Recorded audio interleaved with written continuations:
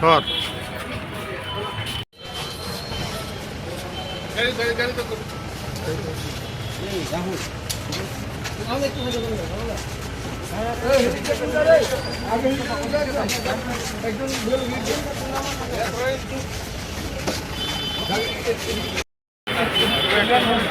টাকাটা কি করতো?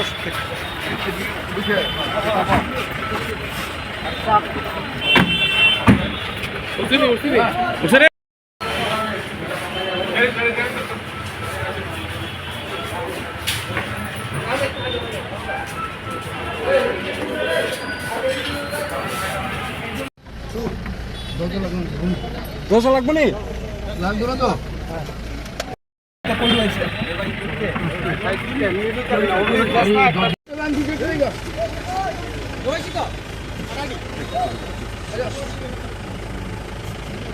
আপনি নেবেন গত 16 তারিখে একটি খবর আসে, কোনো অভিযোগের মতো না, এমনিতেই খবরটা আসে।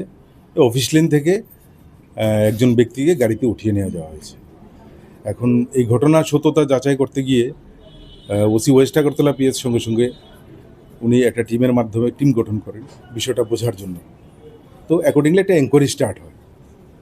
এনকোয়ারি স্টার্ট করতে গিয়ে যে বিস্তারিত পাওয়া যায় যে একটি বোলেরো ভেহিকেল আর সঙ্গে একটি স্কুটি, এই নাম্বারগুলি ডিটেক্ট হয় এবং এগুলিকে পারসুয়েশন করা হয়। এগুলিকে আটকানোর জন্য সমস্ত শহরের সব জায়গাতেই নাকা অ্যাক্টিভ করে দেওয়া হয় যাতে বের হতে না পারে।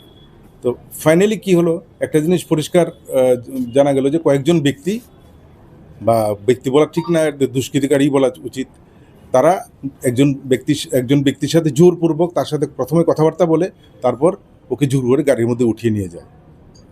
তো পুলিশের বিভিন্ন জায়গায় তল্লাশি এবং ওসি ওয়েস্ট আগরতলা পিএস এবং তার টিমও সমস্ত জায়গাগুলিতে নাকা ব্যবস্থা শক্ত করার ফলে ফাইনালি দেখা গেল যে ওই লোকটাকে ওরা ছেড়ে দিয়ে ওরা পালিয়ে গেছে।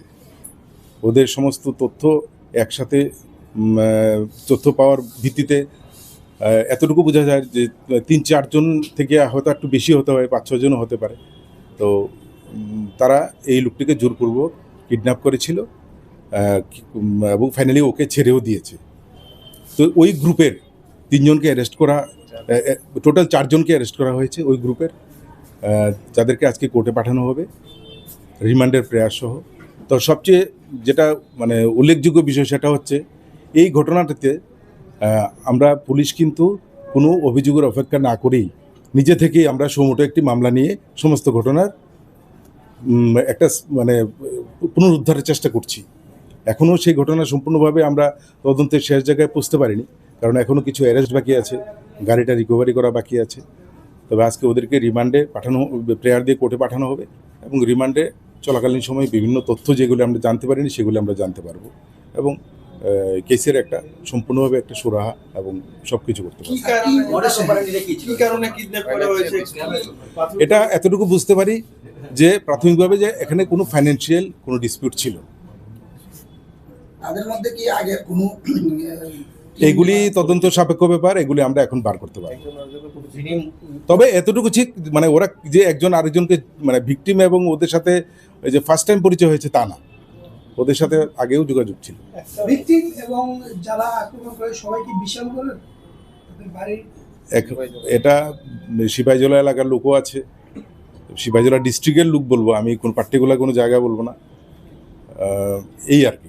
একটা নাম শোনা যাচ্ছে যেটা নাকি সরে যাচ্ছে, বিশালগড়ের বাসিন্দা, সে কি এই ইটারিতে মাস্টারমাইন্ড বা ওকে কি বিশালগড়ের লোক যেটা বলছেন আমি জানি না আপনারা কার নাম বলছেন, তবে আমি এতটুকু বলবো এই টোটাল ঘটনার মাস্টারমাইন্ড বিশালগড়ের লোকটাই এবং ওকে আমরা অ্যারেস্ট করব। এটা সবাই সবার মতো করে তদন্ত করে, তো আমরা আমাদের তো ফাইন্যান্সিয়াল ডিসপুট তো মানেই এটা আর্থিক, এটাই তো ইনভেস্টিগেশন।